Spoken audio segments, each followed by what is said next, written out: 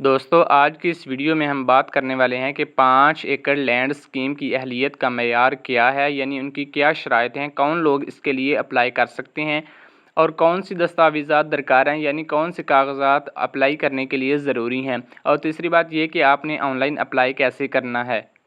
سب سے پہلے یہ بات کرتے ہیں کہ اس کی اہلیت کا معیار کیا ہے، یعنی اس کی کیا شرائط ہیں۔ پہلی شرط یہ ہے کہ درخواست دہندہ کا کسان ہونا ضروری ہے، یعنی جو بندہ اپلائی کر رہا ہے وہ پہلے سے کھیتی باڑی کر رہا ہو، اس کا کسی اور محکمے کے ساتھ تعلق نہ ہو۔ دوسری شرط یہ ہے کہ درخواست دینے والے کی عمر 18 سال یا اس سے زیادہ ہونی چاہیے۔ 18 سال سے کم عمر بندہ اس کے لیے اپلائی نہیں کر سکتا۔ تیسری شرط یہ ہے کہ درخواست دہندہ کا پاکستانی شہری ہونا ضروری ہے۔ باہر اگر کسی ملک میں کوئی بندہ رہتا ہے تو وہ اس کے لیے اپلائی نہیں کر سکتا۔ چوتھی شرط یہ ہے کہ زمین صرف زرعی مقاصد کے لیے استعمال کی جائے گی، یعنی اس زمین کے اندر آپ فیکٹری وغیرہ نہیں لگا سکتے، کوئی اور کاروبار نہیں کر سکتے۔ اس سے اگلی شرط یہ ہے کہ غلط معلومات فراہم کرنے والوں کو نااہل قرار دیا جائے گا۔ جو بندہ انفارمیشن غلط دے گا اس کو نااہل قرار دے دیا جائے گا۔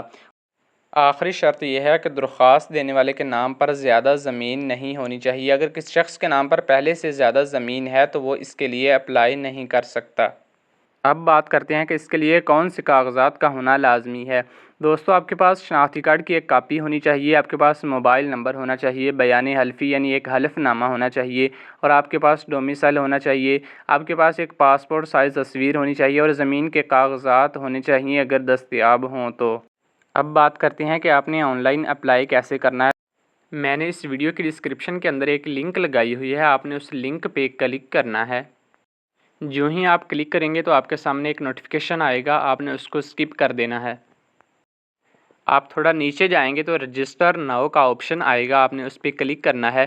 کلک کرنے کے بعد آپ کے سامنے ایک چھوٹا سا فارم شو ہوگا، آپ نے اس پہ اپنا CNIC نمبر لکھنا ہے، موبائل نمبر لکھنا ہے، اور نیچے سینڈ OTP کا آپشن آئے گا، آپ نے اس پہ کلک کر دینا ہے تو آپ کو ایک OTP سینڈ کر دیا جائے گا۔ آپ نے وہ OTP یہاں پہ لگا کے لاگ ان کر دینا ہے اپنے اکاؤنٹ کو۔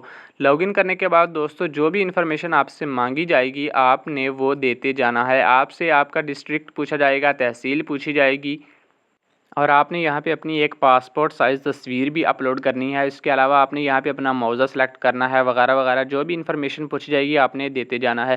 جب آپ اپنا موضع سلیکٹ کریں گے تو اگر آپ کے موضع یا علاقے کے اندر گورنمنٹ کا رقبہ پڑا ہوگا تو آپ کا اپلائی سکسیسفل ہو جائے گا، لیکن اگر آپ کے علاقے یا آپ کے موضع کے اندر یا آپ کے موضع کا جو قریبی علاقہ ہے اس کے اندر گورنمنٹ کا رقبہ نہیں پڑا ہوگا تو آپ کو بتا دیں گے کہ آپ کے موضع کے اندر رقبہ اویلیبل نہیں ہے۔